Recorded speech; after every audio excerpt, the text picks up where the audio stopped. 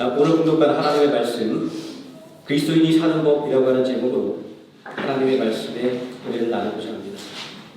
요즘 우리가 전해지는 뉴스를 보게 되면 참 어려운 세상이다라는 생각을 저절로 하게 됩니다. 좋은 소식보다는 나쁜 소식들이 더 많고, 기쁜 소식보다는 슬픈 소식들이, 또 평안의 소식보다는 불안의 소식들이 그 자리를 차지하고 있기 때문에 그렇습니다. 이러한 때에 우리는 늘 입을 모아서 이렇게 말합니다. 야, 세상이 어떻게 되려고 하지? 세상 다 끝나나 보다. 이렇게 이야기를 합니다. 이렇게 복잡하고 흉흉하게 돌아가는 세상 이야기를 들으면 저는 언제나 세 마리 원숭이 이야기가 생각이 납니다. 자주 말씀을 드렸던 것 같아요. 이 이야기는 아주 옛날 고대 그리스에서 시작이 돼서 전 세계로 퍼져나간 그런 이야기라고 합니다. 한 마리 원숭이는 자기의 손으로 눈을 가리고 있고, 한 마리 원숭이는 두 손으로 자기 귀를 막고 있고, 또 한 마리의 원숭이는 손으로 자기 입을 가리고 있는 이러한 조각상입니다. 이 이야기는 세상이 평안할 때는 나쁜 것은 듣지도 말고, 나쁜 것은 말하지도 말고, 또 나쁜 것은 보지도 말라는 의미의 처세술로 이해가 되었습니다. 그러나 세상이 혼돈하고 흉흉할 때는 세상 돌아가는 일에 두루를 감고, 세상 돌아가는 일에 두 귀를 막고, 세상 돌아가는 일에 입을 다물라는 의미의 처세술로 이해되어져 왔습니다. 하나의 가르침인데 우리가 처한 상황에 따라서 서로 다른 의미로 사용되는 것을 보면 참 씁쓸하기만 합니다. 이렇게 우리는 이 험악한 세상을 어떻게 살아가야 될까요? 특별히 우리 그리스도인들은 어떻게 살아가야 될까요? 제가 읽은 어떤 책에서 이러한 가르침을 적어놓은 것이 기억이 납니다. 들리지 않는 것을 들으려고 노력하라. 말할 수 없는 것을 용기 있게 말하고, 보이지 않는 것을 보도록 노력하라. 오늘 살아가는 우리 그리스도인들에게 진정으로 필요한 이야기가 아닐 수 없습니다. 우리 그리스도인은 눈에 보이는 것, 귀에 들리는 것, 손에 잡히는 것에 매여 살지 않습니다. 눈에 보이지 않아도, 우리 귀에 들리지 않아도, 손에 잡히지 않아도 믿음으로 이루어질 것을 믿고 살아가기 때문입니다. 우리는 우리의 육신을 억압하고 죽이는 사람을 두려워하지 않고, 우리의 몸과 영혼을 지옥에 멸하시는 분, 전능하신 하나님만을 경외하며 사는 사람들이기 때문입니다. 세상을 살아가는 방법에 대해서 이야기합니다. 수많은 처세술을 가르칩니다.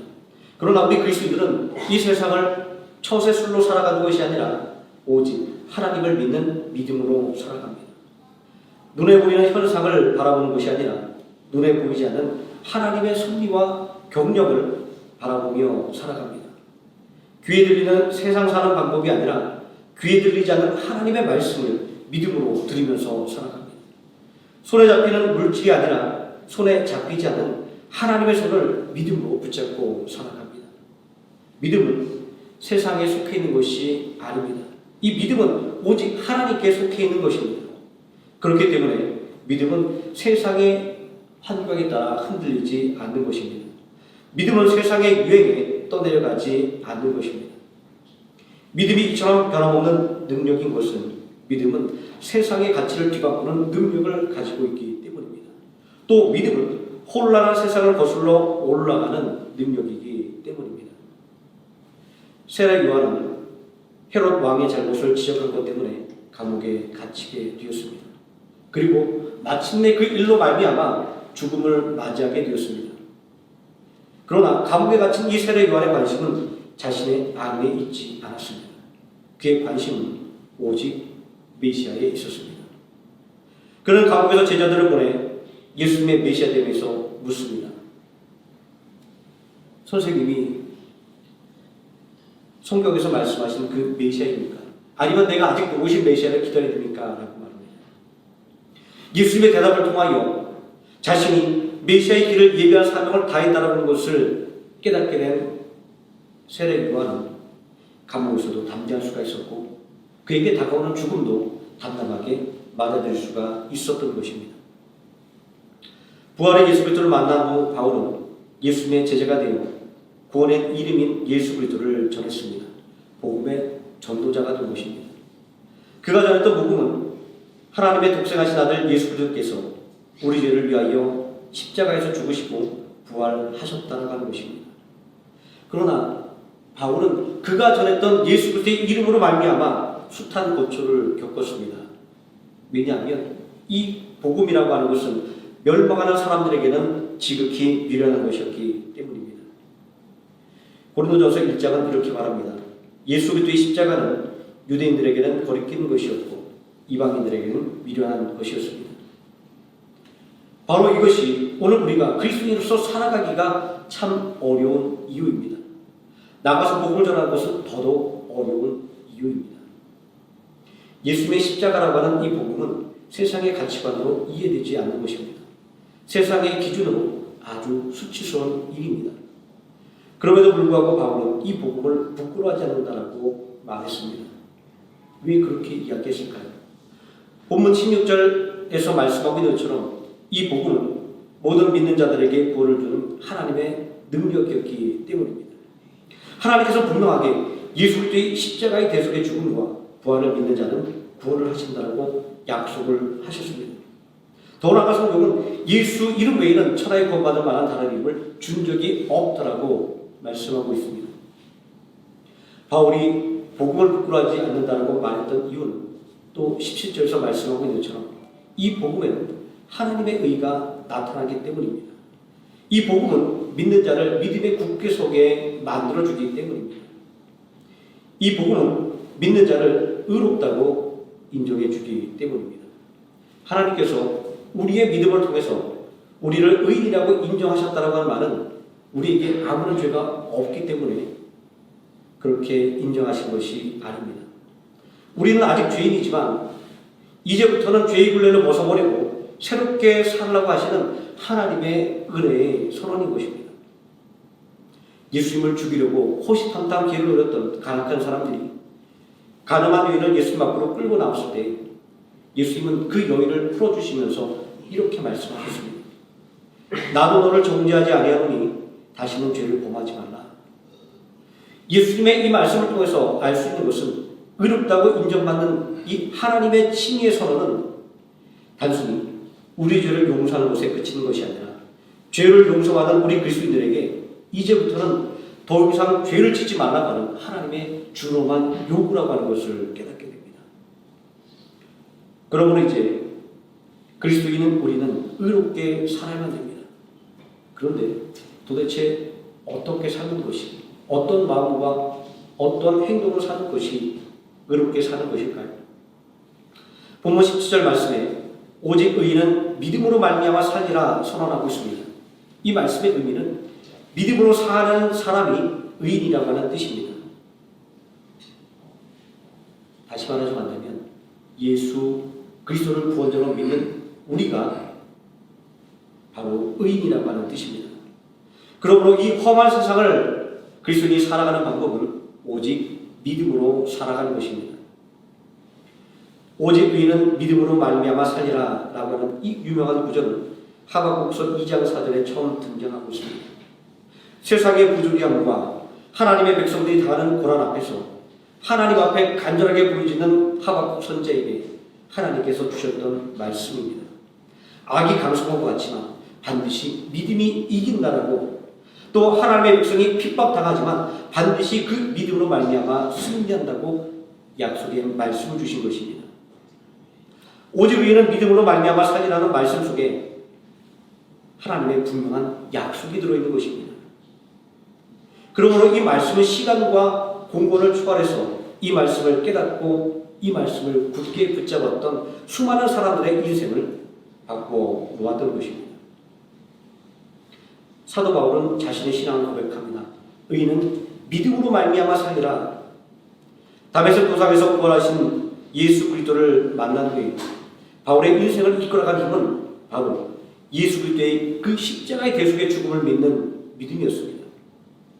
대속의 십자가를 지신 예수님이 바울의 삶의 목표가 되었기 때문입니다. 대속의 십자가를 지신 예수님이 그의 삶을 지탱하는 힘이 되었기 때문입니다. 사도행전 20장 24절은 이런 사실을 증언하고 있습니다. 내가 달려갈 길과 주 예수께 받은 사명 곧 하나님의 은혜의 복음을 지원하는 일을 마치려 하면은 나의 생명조차 조금도 귀한 것으로 여기지 아니하노라. 바울의 신앙과 바울의 삶의 목표가 오직 하나님을 경외하는 믿음에 있음을 잘 보여주는 고백이 아닐 수가 없습니다. 중세 가장 유명했던 신학자인 성 어거스틴도 그가 방황을 마치고 회심하게 된 사건에 대해서 참여롭게 이렇게 기록하고 있습니다. 나의 기쁜 생각이 내 영혼의 심연을 파헤치고 나의 모든 비참함을 찾아내어 마음의 눈앞에 쌓아놓았을 때 내 눈물의 홍수를 동반한 큰 폭풍이 내 마음에서 일어났습니다. 나는 무화과 나무 아래에서 내가 지은 죄에 대하여 마음으로부터 통회하며 울고 있었습니다. 그때였습니다. 갑자기 이웃집에서 들려오는 말소리가 있었습니다. 나는 확실히 알 수는 없었으나 계속 노래로 반복되었던 말은 들고 읽어라, 들고 읽어라 라는 것이었습니다. 나는 그 소리를 성경을 펴서 첫눈에 들어온 것을 읽어라고 하는 하나님이 나에게 주신 명령으로밖에 생각할 수밖에 없었습니다. 나는 성경을 집어 들어 펴자 내 첫눈에 들어온 구절을 읽었습니다. 그 구절의 내용은 방탕과 술 취하지 말며 음란과 호색하지 말며 쟁토와 시기하지 말고 오직 주 예수 그리스도로 옷 입고 정욕을 위하여 육신의 일을 도모하지 말라는 로마서 13장 13절에서 14절의 말씀이었습니다. 나는 더 이상 성경을 읽고 싶지도 않았고 또 더 읽을 필요도 없었습니다. 왜냐하면 그 구절을 읽은 후 즉시 확실성의 빛이 내 마음에 들어와서 의심의 모든 어려운 그림자를 몰아냈기 때문입니다. 어거스틴은 진정으로 의인은 믿음으로 말미암아 살리라는 이 말씀의 의미를 깨닫게 된 것입니다. 종교개혁자 마틴 루터도 죄의 문제를 해결하지 못하고 두려움 속에서 살 수밖에 없었습니다. 그는 이 문제를 해결하기 위해서 수많은 금식과 수많은 고행을 했지만 그 어느 것도 그의 죄에 대한 두려움 그것을 해결해 줄 수가 없었습니다. 그러나 의인은 믿음으로 말미암아 살리라는 말씀의 진정한 의미를 깨닫게 되었을 때 루터는 이 죄에 대한 두려움을 떨쳐버리고 새로운 삶을 살 수 있게 되었습니다. 오직 예수 그리스도를 위한 새로운 삶을 얻게 된 것입니다. 그렇다고 한다면 의인은 어떤 사람을 말할까요?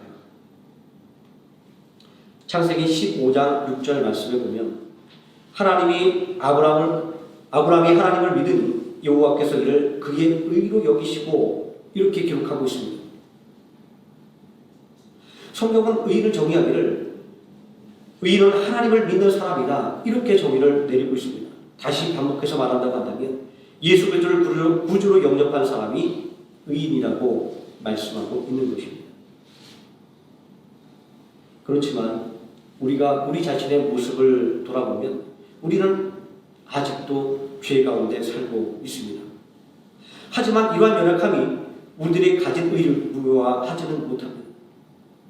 우리가 예수 그리스도를 믿고 의롭게 되었다고 이야기하는데 내가 나쁜 생각하고 나쁜 행동을 했다고 해서 너는 잘못했으니까 넌 더 이상 의인이 아니라고 하나님께서 말씀하지 않는다는 이야기입니다. 왜냐하면 이 의라고 하는 것은 우리의 것이 아니라 하나님께서 은혜로 우리에게 베풀어 주신 긍휼이기 때문에 그러합니다. 우리는 죄인이나 그리스도 예수를 믿는 믿음 안에서 의인이라 칭해지는 것이기 때문입니다. 이 의라고 하는 것은 우리의 내적인 것이 아닙니다. 다만 죄인에게 하나님의 의가 덧입혀지는 것입니다. 그렇기 때문에 루터는 그리스도인들을 가리켜서 의인이면서 동시에 죄인이라고 말하는 것입니다. 이런 것들을 생각해 보면 우리 그리스도인들을 살게 하는 것은 분명하게 하나님의 은혜라고 하는 것을 알 수가 있습니다. 비록 죄인이라고 할지라도 또 세상에서 멸시와 천대를 받는 위치에 있다 할지라도 여호와 하나님을 믿게 될 때 오직 예수 그리스도를 의지할 때 성령 하나님의 도우심을 간구할 때 우리는 언제든지 하나님의 도움을 받게 되는 것입니다. 왜냐하면 중심에 애통하는 심령을 하나님께서는 가장 기쁘게 받아주시기 때문입니다. 다윗은 시편 51편 16절과 17절에 이렇게 고백하고 있습니다. 주는 제사를 즐겨하지 아니하시나니 그렇지 아니면 내가 드렸을 것이라. 주는 번제를 기뻐하지 아니하시나니 하나님의 구하시는 제사는 상한 심령이라. 하나님이여 상하고 통회하는 심령을 주께서 멸시치 아니하시리라. 하나님 앞에 큰 죄악을 범함으로 인하여 하나님의 징계의 말씀을 들었을 때 다윗은 하나님 앞에 통회하는 마음으로, 그리고 자신의 그 죄를 간절하게 회개하는 마음으로 하나님 앞에 나아갔습니다. 왜냐하면 하나님께서는 죄인이라 할지라도 그 마음속에 진정으로 참여하고 그리고 하나님 앞에 애타는 마음으로 나가는 사람들의 그 기도를 전혀 외면하지 않는 분이었기 때문입니다. 바울, 어거스틴, 루터, 또 다윗 등 우리에게는 너무나 위대하게 여겨지는 신앙의 인물들입니다. 혹시 이들의 이야기를 듣고 이렇게 생각하는 성도님들이 혹시 있을지도 모르겠습니다. 오직 믿음으로 사는 것과 그 믿음으로 말미암아 하나님의 은혜를 받아 사는 것은 바울과 어거스틴이나 루터나 다윗처럼 그렇게 대단한 사람들의 경우이고, 나 같은 사람은 할 수 없는 일이고 나 같은 사람에게는 그런 은혜가 주어지지 않을 것이라고 하는 그런 생각들 말입니다. 그래서 성경은 이러한 연약한 믿음을 위해서 가장 비참한 처지에서 하나님의 도움을 받아 높임을 받은 사람들의 이야기를 우리들에게 전해주고 있는 것입니다. 그러나 성경이 이러한 이야기를 통해서 말하고자 하는 것은 존귀함과 그리고 미천함에 관해서 이야기하고자 하는 것이 아니라 우리 인생은 존귀한 자나 미천한 자나 모두가 하나님의 은혜 속에서만 살 수 있는 존재라고 하는 것을 말하고자 하기 위해서 우리에게 이 이야기를 전해주고 있는 것입니다. 우리는 성경을 통해서 세상의 조롱 속에 죽을 수밖에 없던 인생들이 하나님께 애통하게 부르짖음으로 말미암아 하나님의 은혜를 받아서 세상의 조롱을 벗어던지고 멋진 인생을 살게 된 것을 우리는 곳곳에서 확인하지 않습니까? 이런 사람들은 자신들의 처지가 보잘것없었지만 오직 하나님을 온전하게 믿는 그 믿음을 가지고 살았기 때문에 하나님의 은혜로 말미암아 참으로 복된 인생을 살 수가 있었던 것입니다. 성경은 비천함에서 벗어나 하나님의 일꾼으로 영광된 삶을 살게 된 사람들을 곳곳에서 소개하고 있습니다. 그 사람들 중 대표적인 인물들이 바로 고라의 자손들입니다. 이 고라는 출애굽기 6장에 보게 되면 레위의 중손자 고앗의 아들 이스라엘의 아들이었습니다. 그에게는 아실과 엘가나와 아비아삽이라는 세 아들이 있었습니다. 고라는 그의 가족들과 함께 성전의 기물을 옮기는 일을 맡았습니다. 그들이 맡은 일은 성전에 있어서 굉장히 중요한 일이었습니다. 그러나 그들은 이 일조차도 굉장히 하찮다고 여기게 되었습니다. 민수기 16장 8절 9절의 말씀 보니까 모세가 또 고라에게 이르되 너희 레위 자손들아 들으라. 이스라엘 하나님이 너희를 이스라엘 회중에서 너희를 구별하여 자기에게 가까이 하사 여호와의 성막에서 봉사하게 하시며 회중 앞에 서서 그들을 대신하여 섬기게 하심이 너희에게 작은 일이겠느냐라고 책망하고 있으면서 확실하게 알 수 있습니다.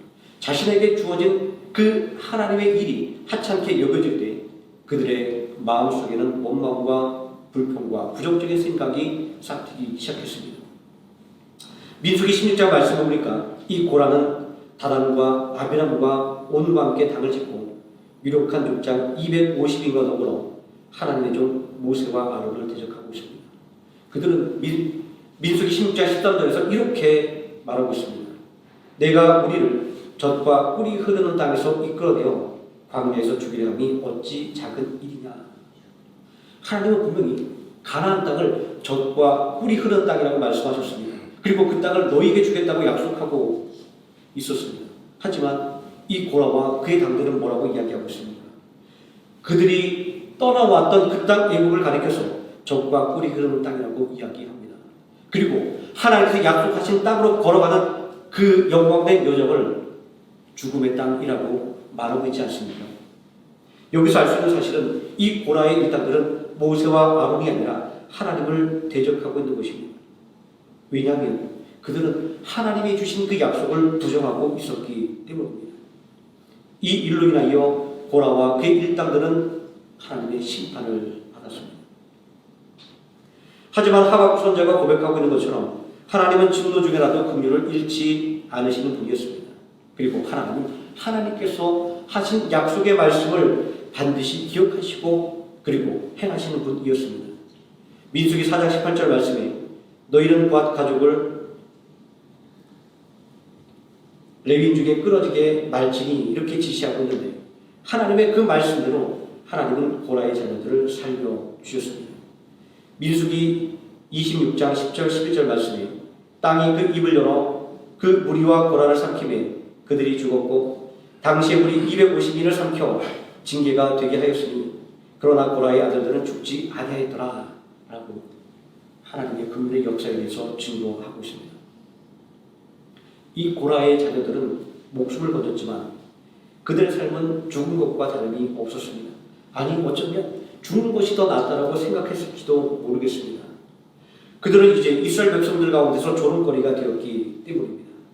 하나님을 대적하다가 하나님의 징계를 받은 죄인들이었기 때문입니다. 이들이 당했던 조롱과 고통이 얼마나 극심했는지 그들이 고백하고 있는 시편 40편의 말씀을 통해서 우리는 확인을 할 수가 있습니다. 시편 40편 3절에서 그들은 이렇게 자신들의 처지를 고백하고 있습니다. 사람들이 종일 나더러 하는 말이 내 하나님이 어디 있느냐 하니 내 눈물이 주야에 내 음식이 되었도다. 내가 너의 성의를 지키는 무리와 동행하여 기쁨과 찬송의 소리를 바라며 저희를 하나님의 집으로 인도하였더니 이제 이 일을 기억하고 내 마음이 상하는구나 라고 말합니다. 그들이 맡았던 그 영광난 직분을 빼앗기고 저 인생의 밑바닥에 떨어져 있는 그들의 그 심정이 얼마나 가슴 아팠을까요? 그러므로 그들은 목마른 사슴이 시냇물을 찾기에 갈급한 같이 자신들의 영혼이 하나님을 찾기에 갈급할 수밖에 없었다라고 고백하고 있는 것입니다. 비록 하나님 앞에 죄를 지었고 사람들의 조롱과 멸시를 받아 좌절할 수밖에 없는 인생이지만 그들은 그러나 그 자리에서 다시금 힘을 내어서 하나님을 바라보았고 하나님에게 소망을 두었습니다. 내 영혼아 내가 어찌하여 낭망하며 어찌하여 내 속에서 불안해야 하는고 너는 하나님을 바라라. 그 얼굴의 도우심을 인하여 내가 오히려 찬송하리로다.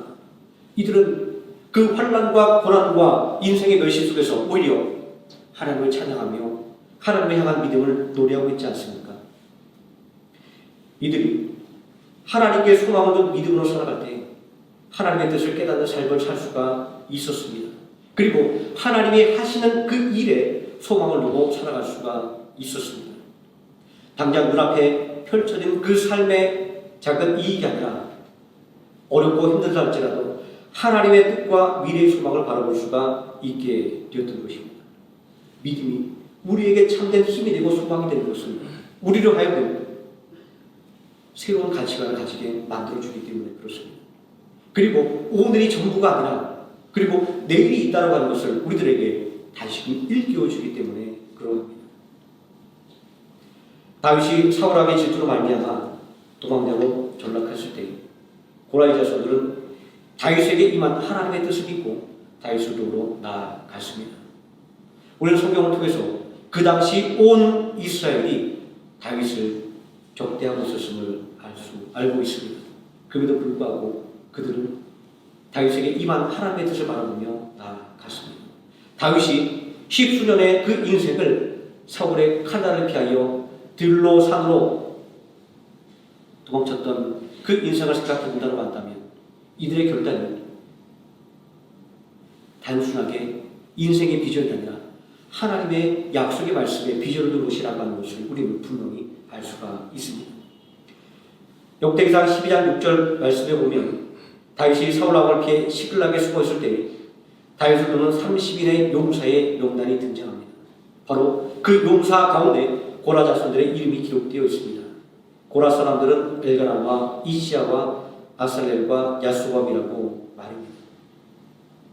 고라 자손들은 이렇게 하나님께 소망을 두었기 때문에 바벨론의 포로의 기간이 끝났을 때 하나님을 섬기기 위해 그가 바벨론 땅에 일궈놓았던 그들의 모든 것들을 다 내려놓을 수가 있었습니다.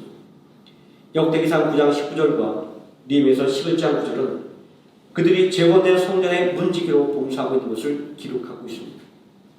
우리는 이 말씀을 통해서 이 고라의 자손들이 가졌던 하나님에 대한 열정과 그리고 그 하나님에게 가졌던 소망이 얼마나 컸는지를 알 수가 있습니다. 이 고라의 자손들은 인생의 가장 밑바닥까지 떨어졌지만 그 자리에서도 전능하신 하나님 여호와를 의지하고 바라보았습니다. 그들이 이러한 믿음을 가지고 하나님 앞에 나아갈 때 하나님께서는 은혜로 그들을 살려주셨고 또 그들을 인생 밑바닥에서 건져 올려주셨습니다. 하나님은 이들의 몫을 보시고 이들을 다시금 하나님을 위한 봉사의 자리로 회복시켜줬던 것입니다. 다윗이 왕이 된 후에 그들은 성전의 문지기의 임무를 맡게 되었습니다. 역대기상 26장 1절 이하에 보게 되면 이들은 이 이후에 절대로 이 임무에서 다시는 배제되지 않았습니다. 바벨론의 포로 생활 이후에도 말입니다. 저는 다윗이 왕이 된 이후에 이 고라의 자손들을 성전의 문지기의 임무를 맡도록 임명했던 이 구절에서 이 고라 자손들이 가졌던 그 믿음을 다시 한번 확인하게 됩니다.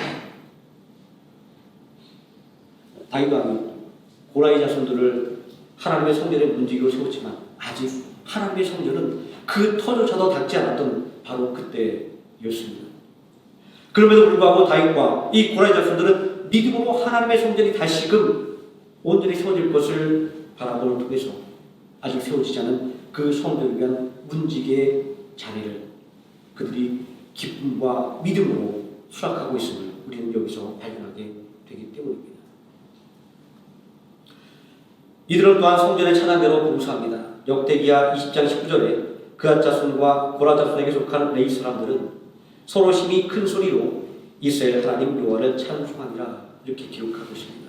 또 그들은 시편 중에 42편에서 49편까지 84편, 85편, 87편, 88편을 기록하고 있습니다. 그들이 고백하고 있는 이 신앙의 고백들은 오늘도 우리들에게 진한 감동과 영감을 불러일으키지 않습니까? 수많은 사람들이 이들의 그 고백에 곡조를 붙여서 우리가 살아가는 그 찬양으로 우리에게 믿음을 불러일으키는 그 놀라운 역사를 우리는 지금도 경험을 하고 있습니다. 고라 자손들은 하나님에 대한 자신들의 믿음을 이렇게 고백하고 있습니다. 시편 88편 10절 말씀에 주의 궁정에서의 한 날이 다른 곳에서의 첫날보다 나은지 악인의 장막의 광보다 내 하나님의 문지기로 있는 것이 좋사오니. 바로 하나님에 대한 이러한 믿음과 소망으로 말미암아 그들은 인생의 비천함을 벗어 던질 수가 있었던 것입니다. 믿음의 사람들은 오직 믿음으로 말미암아 산다라고 하는 말씀이 진리임을 그들의 삶을 통하여 우리에게 증거해 보였습니다. 오늘 이 험악한 세상을 살아가는 우리들에게 절실하게 필요한 것은 다른 무엇이 아니라 오직 하나님을 믿는 믿음입니다.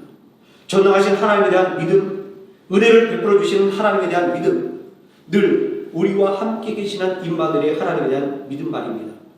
바로 이 믿음이 우리에게 있다라고 한다면 오늘 우리는 아무것도 두려워하지 않게 될 것입니다. 아무것도 근심하지 않게 될 것입니다. 이 믿음으로 말미암아 하나님의 그 소망이 우리의 것이고 그리고 하나님이 베푸시는 그 은혜가 바로 우리의 것임을 깨닫게 되기 때문입니다. 기도하시겠습니다. 전능하신 아버지 하나님, 오늘 의인은 오직 믿음으로 말미암아 살리라 라고 하는 말씀을 통하여 오늘 이 땅을 살아가는 우리가 어떻게 살아가야 되는지에 대해서 다시 한번 확인하고 또 깨닫게 됩니다. 오직 믿음으로 살아가라고 하는 이 하나님의 준엄한 명령을 대하면서도 여전히 우리는 우리 삶 속에 우리를 유혹하는 것들을 따라 가기도 합니다.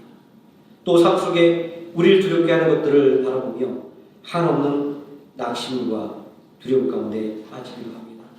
아버지 하나님, 그러나 오늘 이 말씀을 붙들고 모든 두려움을 떨쳐버리고 인생의 모든 비천함을 다 떨쳐버리고 하나님이 주신 행복과 하나님이 주신 그 영광을 누리며 살아갔던 믿음의 사람들을 우리 마음속에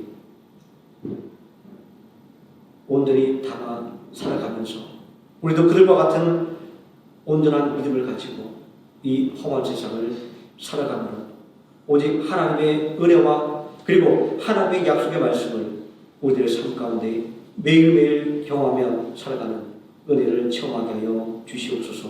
예수님의 이름으로 기도드립니다. 아멘.